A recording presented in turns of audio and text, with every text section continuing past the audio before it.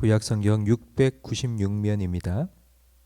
역대하 29장 31절부터 36절까지 한 절씩 교독하겠습니다.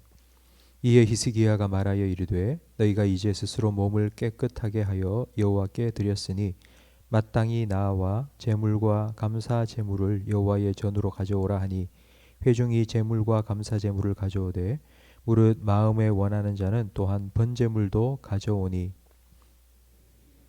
번제물의 수요는 수소가 70마리요 순양이 100마리요 어린 양이 200마리니 이는 다 여호와께 번제로 드리는 것이며 또 구별하여 드린 소가 600마리요 양이 3000마리라.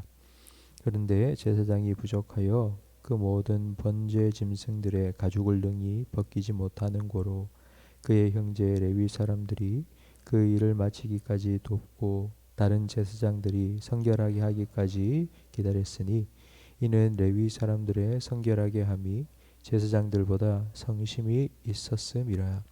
번제와 화목제의 기름과 각 번제에 속한 전제들이 많더라. 이와 같이 여호와의 전에서 섬기는 일이 순서대로 갖추어지니라. 이 일이 갑자기 되었으나 하나님께서 백성을 위하여 예비하셨으므로 히스기야가 백성과 더불어 기뻐하였더라. 아멘. 부흥의 증거는 예배로 나타납니다. 오순절 초대 교회에 성령이 강림하고 베드로가 한번 설교할 때에 3,000명이 회개하고 세례받는 놀라운 부흥이 일어났습니다. 근데 그 다음의 일이 중요한데요. 그들은 날마다 성전에 모여서 하나님을 예배했습니다. 오늘 본문에는 히스기야 왕 때에 일어난 부흥이 기록되어 있습니다. 히스기야의 아버지 아하스는 성전 문을 폐쇄했습니다.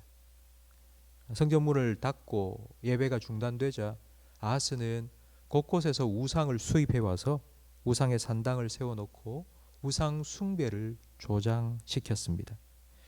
그런데 그의 아들 히스기야가 왕이 되고 제일 먼저 한 일은 성전 문을 열고 성전을 깨끗하게 청소하고 하나님을 예배할 준비를 갖춘 것입니다. 그리고 난 바로 그 다음 날 히스기야는 하나님께 속죄 제사를 드렸습니다.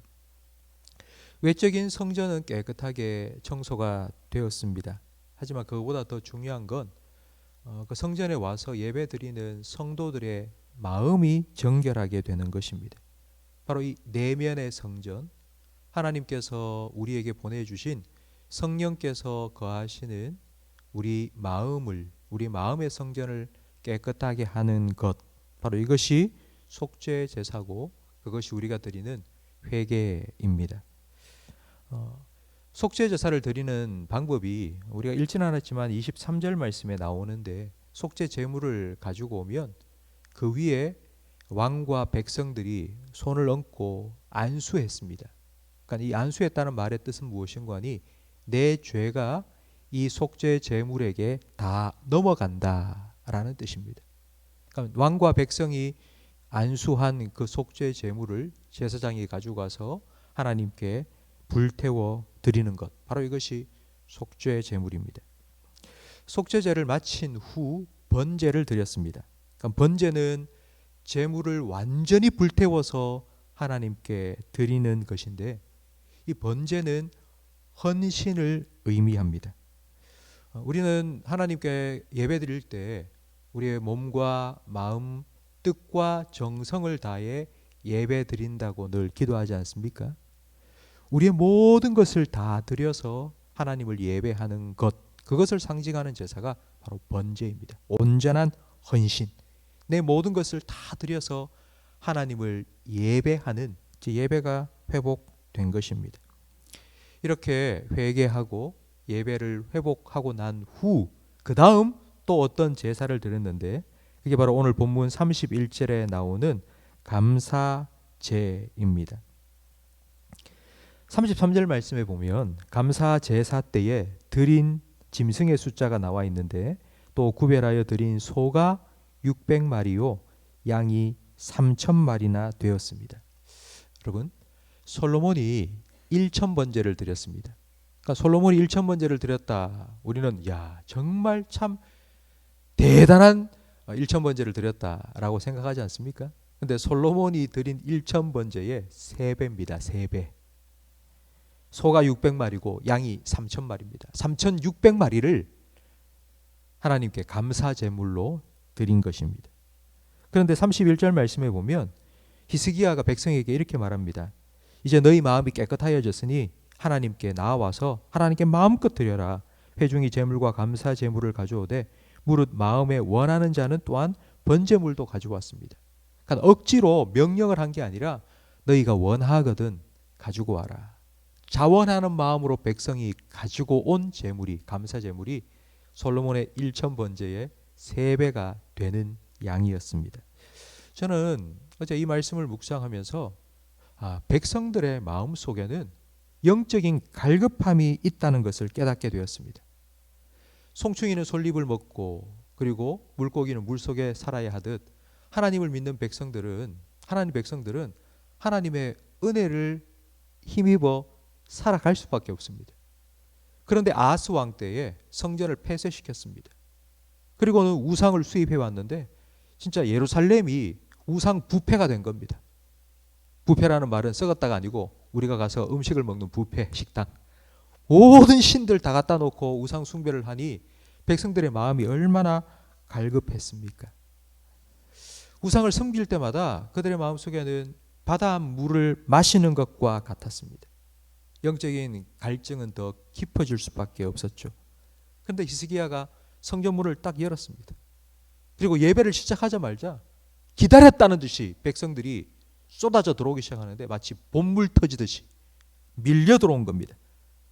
감사와 감격의 예배를 하나님께 드립니다. 성도 여러분, 우리가 2월, 3월, 4월 한 석 달 정도 함께 모여서 예배를 드리지 못하다가 5월 달에 현장 예배가 재개되었죠. 10주 만에 함께 모여서 예배 드릴 때 여러분 그때 기억나십니까? 저는 그때 잊을 수가 없습니다. 몇 주 만에 석 달가량 만에 앞에 서서 우리 성도님들과 함께 예배 드리는데 정말 그냥 눈물이 주체할 수가 없더라고요. 바라기는 저는 저 자신을 위해서도 늘 그렇게 기도하지만 여러분도요.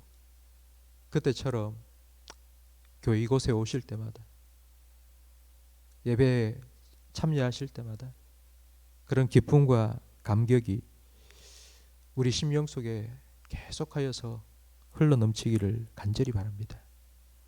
한 주간 광야 같은 세상 정말 사막처럼 정말 바짝 메마른 그 땅을 걸어서 주일이 되어서 하나님 앞에 나와서 예배 드릴 때에 여러분 심령 속에 하나님을 만나는 기쁨과 감격 그리고 하나님 주시는 참된 평안과 안식이 여러분 심령 속에 가득 채워지기를 주님 이름으로 축원합니다. 이렇게 감사 제물을 백성들이 너무 많이 가지고 오니까 그 감사 제사 제물을 손질하는 제사장의 손이 부족했습니다. 그래서 34절 말씀에 보니 제사장 대신에 레위 사람들이 자기를 깨끗하게 성결하게 준비시킨 사람들이 많았기 때문에 레위 사람들이 투입되었습니다. 36절 말씀, 여러분 36절을 우리 같이 한번 읽어볼까요? 이 일이 갑자기 되었으나 하나님께서 백성을 위하여 예비하셨으므로 히스기야가 백성과 더불어 기뻐하였더라. 아멘. 이 모든 일이 갑자기 되었다. 이 말은 전혀 사람들이 의도한 것이 아니라는 말입니다. 레위 사람들이 있긴 있었는데 그들은 그냥 성전 청소를 하고 성전 문지기 하고 성전에서 찬양대로 섬기는 사람들이었습니다. 그러니까 제사에 그들이 관여할 수가 없습니다. 그런데 이 레위 사람들이 자기를 깨끗하게 준비시키고 있었어요. 근데 그거 의도한 게 아니에요. 근데 제사 제물이 너무 많은 거예요. 이것도 의도한 게 아니에요. 손질할 사람이 필요한데 일손이 필요한데 제사장이 없는 거예요. 그저 어쩔 수 없이 준비된 레위 사람들이 투입되고 모든 예배가 물 흐르듯이 순조롭게 진행이 되도록 했는데 그게 바로 하나님께서 준비하셨기 때문이라는 겁니다. 저는 이 말씀을 어제 또 묵상하면서 하나님께서도 얼마나 이 예배의 회복을 원하셨는지, 탕자가 돌아오기를 기다리고 있다가 쫓아나가서 아들을 안아준 아버지처럼, 그래 언제 오나, 언제 돌아오나, 언제 예배 자리로 돌아오나 기다리시다가 하나님 준비하셨다가 백성들이 하나님 앞에 예배 드릴 때에 부족한 것 하나님께서 다 예비하여 채워주신 겁니다. 아브라함이 이삭을 바치라는 하나님의 명령에 순종하여 하나님께 드리기 위해서 칼을 들었을 때 기다려라 하고는 준비된 어린 양을 하나님께서 보여주셨던 것처럼 하나님께서 준비하고 예배가, 부흥이 중단되지 않도록 지속되도록 하나님께서 인도해 주신 것입니다. 성도 여러분, 하나님께서는 지금도 오늘도 이런 부흥의 은혜를 우리에게 베풀어 주기를 원하심을 믿으시기 바랍니다. 하나님께서는 우리의 예배를 회복시켜 주시고 하나님께서 우리의 심령 속에 그런 갈급한 심령을 채워주시고 회복시켜 주시기를 원하십니다. 이를 위해서는 레위 사람처럼 준비된 사람이 필요합니다.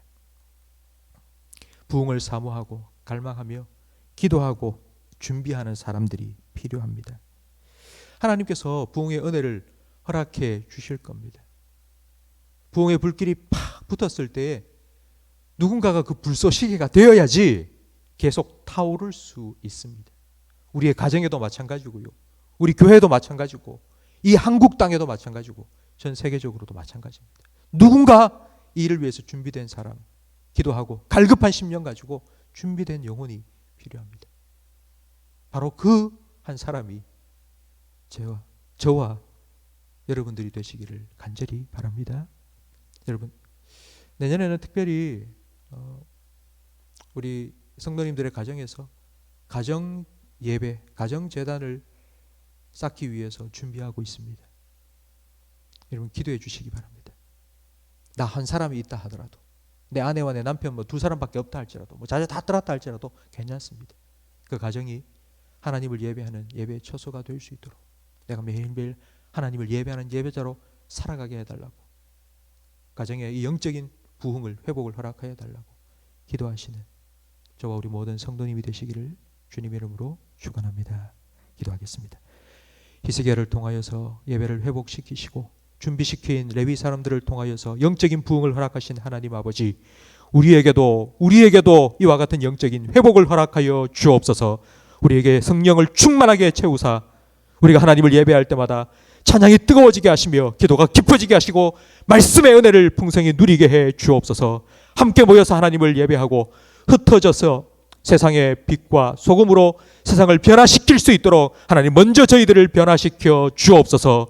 하나님 특별히 새벽마다 주님 앞에 나와 기도하며 예배하며 시작하는 우리 모든 성도들에게 하나님 회복의 은혜를 허락하여 주시고 오늘 하루도 주님과 동행하는 기쁨을, 평강을, 안식을 누리며 살아가게 하옵소서. 예수님 이름으로 기도합니다. 아멘.